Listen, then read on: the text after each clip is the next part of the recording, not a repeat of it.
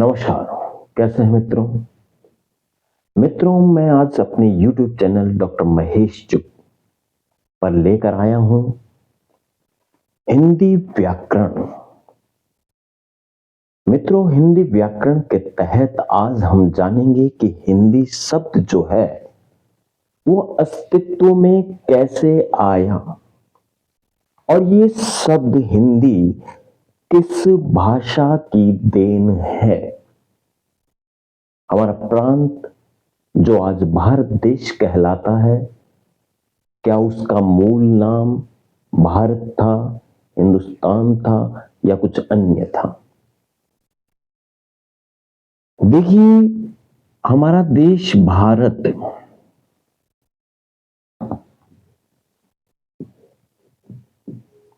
सिंध प्रदेश कहलाता था।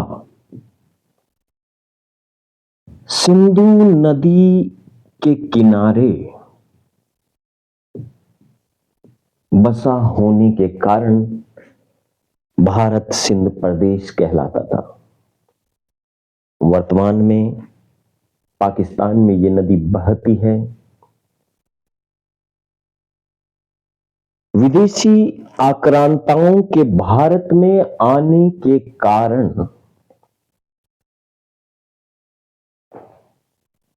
फारस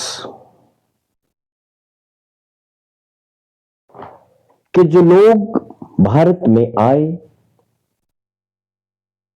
उनके स के उच्चारण में उन्हें परेशानी आती थी और इन फारसी लोगों का स जो है वह ह उच्चारित होता था और ध जो है वो द उच्चारित होता था। इन फारसी लोगों ने सिंध प्रदेश को हिंद प्रदेश कहना प्रारंभ किया और हिंद प्रदेश के जो निवासी थे वो पहले हिंदी कहलाए। कवि इकबाल की वो पंक्तियां याद कीजिए जिसमें कवि इकबाल ने लिखा है, हिंदी है हम, वतन है हिंदोस्तां हमारा।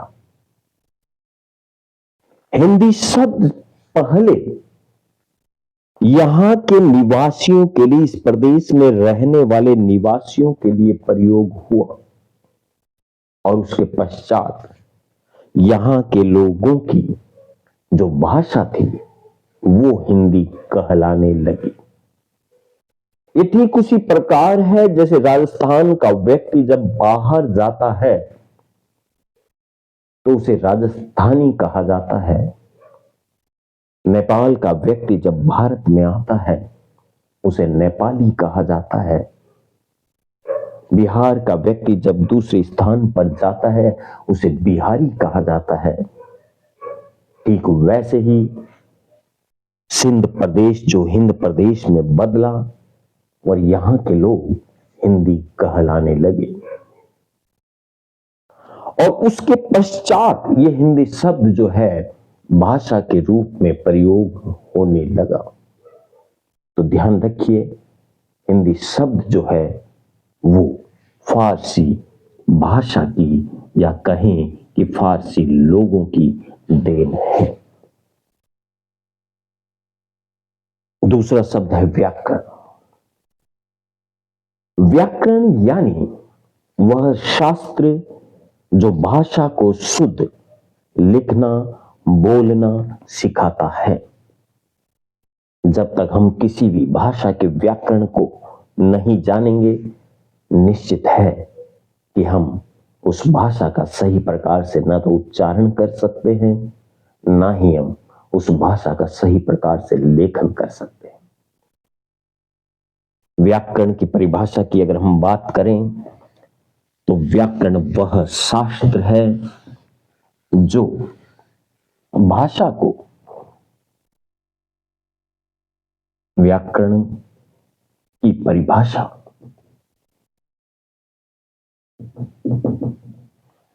व्याकरण वह शास्त्र है, शास्त्र यानी ग्रंथ, पुस्तक, जो भाषा को शुद्ध लिखना व बोलना सिखाता है।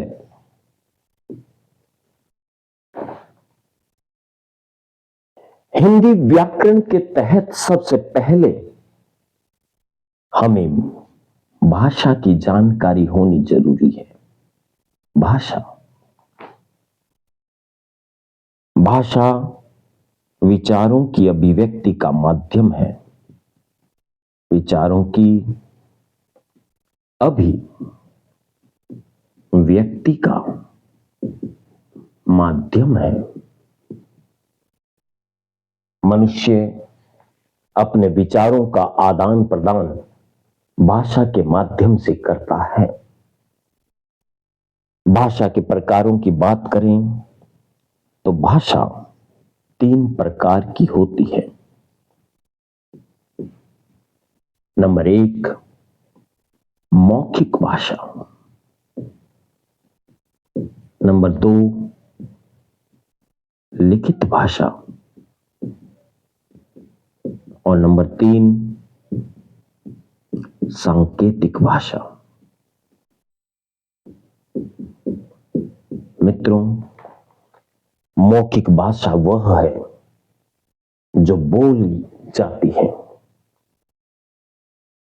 अभी मैं आपसे मौखिक भाषा के द्वारा अपने विचारों का आदान प्रदान कर रहा हूं। व्हाइट बोर्ड पर जो कुछ लिखा जा रहा है वो भाषा का दूसरा रूप लिखित भाषा है।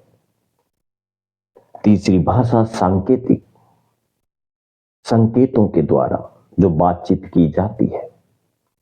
जैसे एक ट्रैफिक पुलिस वाला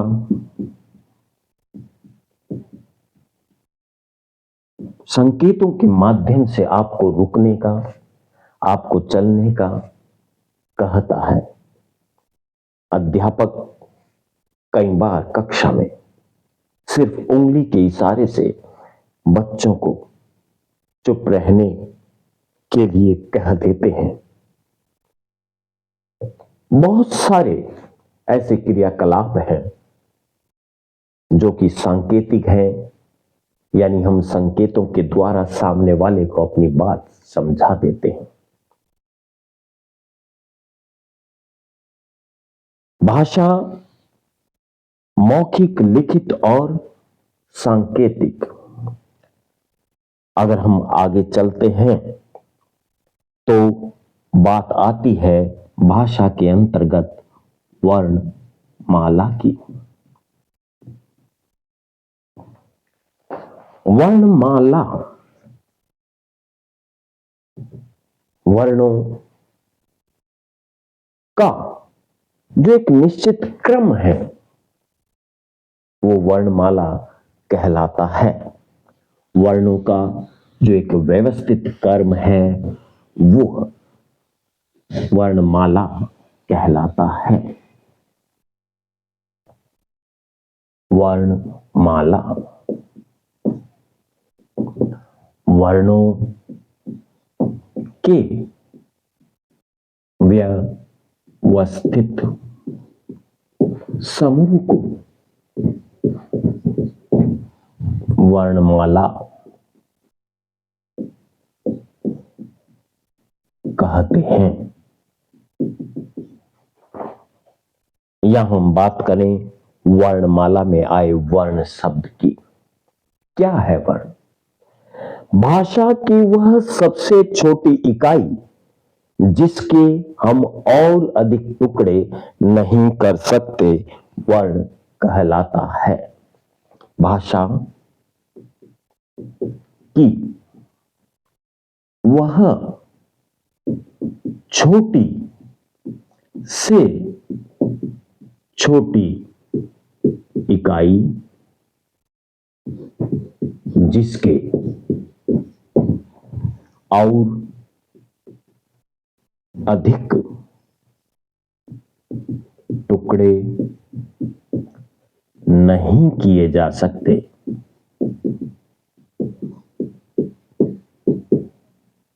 वर्ण कहलाते हैं। जैसे अ, आ, ई, ई। व्यंजन की बात करें तो क, ख, ग, घ।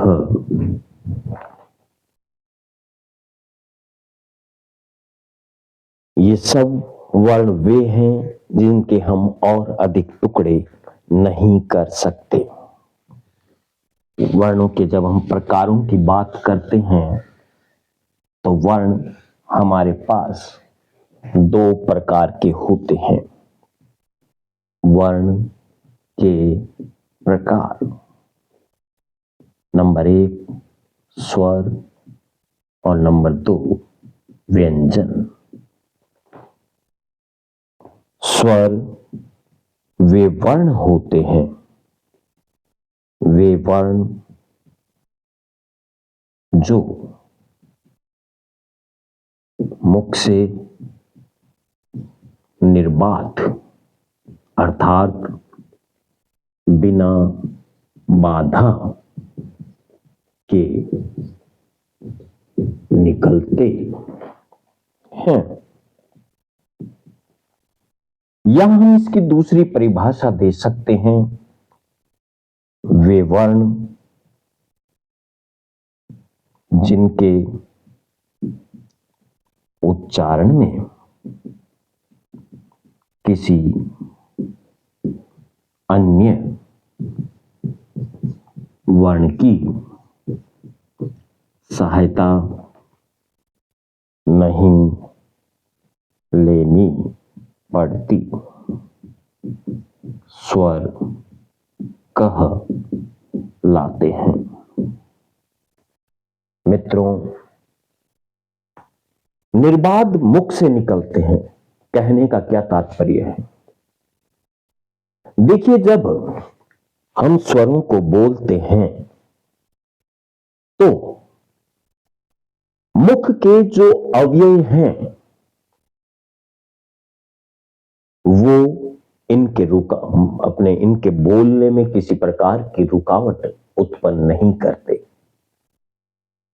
और दूसरी हमने परिभाषा दी कि वे वर्ण जिनके उच्चारण में किसी अन्य वर्ण की सहायता नहीं लेनी पड़ती, यानी कि स्वर जो होते हैं वे स्वतंत्र होते हैं, जबकि व्यंजन जो है वो परतंत्र होते हैं, क्योंकि व्यंजनों के उच्चारण में हमें स्वरों की सहायता लेनी पड़ती है।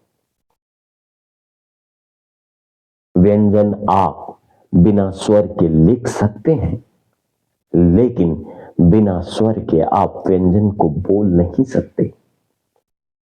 इसलिए व्यंजन वे वर्ण जो स्वरों की सहायता से बोले जाते हैं व्यंजन कहलाते हैं। स्वर की जब हम बात करें तो स्वरों की संख्या 11 मानी जाती है। स्वरों की संख्या, स्वर 11 होते हैं। स्वर 11 होते हैं और मात्रा 10 होती है। कौन कौन सी? आइए देखें।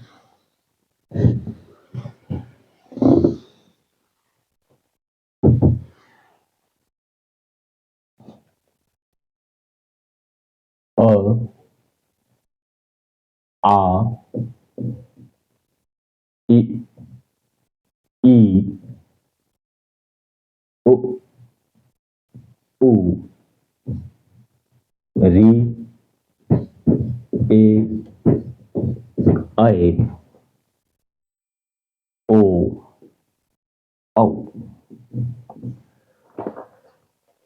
हिंदी में मित्रों स्वरों की संख्या 11 मानी गई है। संस्कृत में 13 स्वर होते थे या होते हैं, लेकिन हिंदी में 2 स्वरों को हटा दिया गया है। वो स्वर हुआ करते थे, री का एक और स्वर होता था जिसे हम दीर्घ री कहते थे, और इसी प्रकार एक स्वर री हुआ करता था, जिसे हिंदी में इन दोनों का प्रयोग ही बंद कर दिया गया है। अतः हिंदी में जब स्वरों की संख्या पूछी जाती है तो ध्यान रखिए सदैव 11 स्वर बताने हैं। और मात्रा की अगर बात की जाए तो मात्रा होती है 10। अ की कोई मात्रा नहीं होती, आ की मात्रा यह होती है, ई की मात्रा वर्ण के आगे लगती है, बड़ी ई की मात्रा वर्ण के पीछे लगती है, ऊ की मात्रा इस प्रकार से, दीर्घ ऊ की इस प्रकार से, री, ए, ऐ,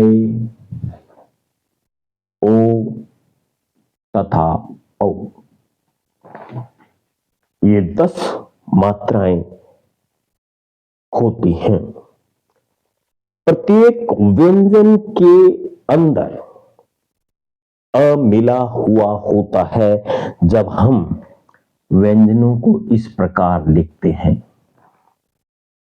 ये व्यंजन है क, यानी क के भीतर अ स्वर मिला हुआ है।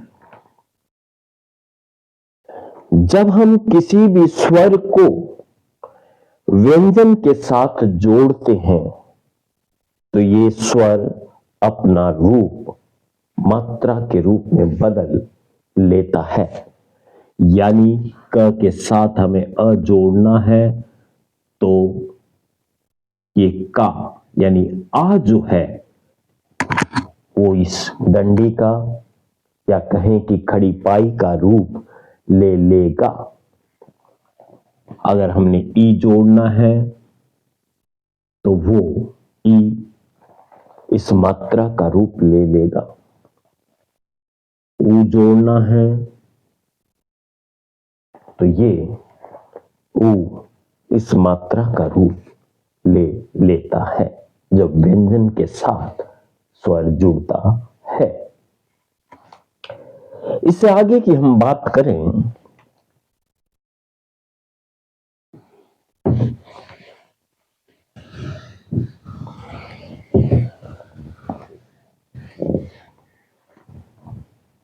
तो मित्रों मूल स्वर 4 होते हैं और संयुक्त कहें या दीर्घ कहें 7 होते हैं। कौन से 4 मूल स्वर? अ, ई, ऊ तथा री। अ, ई, ऊ, री, ये 4 मूल स्वर हैं। शेष जो बचे आ,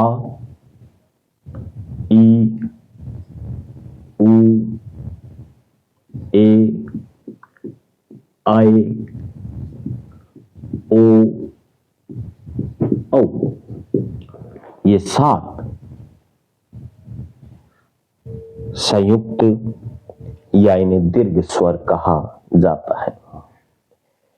इन्हें मूल स्वर इसलिए कहा जाता है क्योंकि इनका निर्माण किसी अन्य स्वरों के योग से नहीं हुआ, जबकि जो हमारे पास ये 7 स्वर हैं इनका निर्माण मिल करके हुआ है। आ यदि अ के साथ अ मिलता है तो आ का निर्माण होता है। इसी प्रकार दीर्घ ई जब ह्रस्व ई के साथ ह्रस्व ई मिलती है तो दीर्घ ई का निर्माण होता है। इसी प्रकार ऊ के साथ जब ऊ मिलता है ह्रस्व तो दीर्घ ऊ का निर्माण होता है।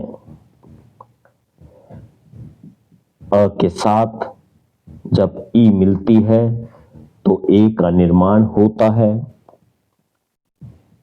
अ के साथ जब ए मिलता है तो ऐ का निर्माण होता है। अ के साथ जब ऊ मिलता है तो ओ का निर्माण होता है और अ के साथ जब ओ मिलता है तो औ का निर्माण होता है। दो वर्णों के योग से बने होने के कारण इन सभी सातों को संयुक्त स्वर कहा जाता है। शेष अध्ययन जो है हम फिर करेंगे, फिर मिलेंगे। आज के लिए इतना ही। नमस्कार, धन्यवाद।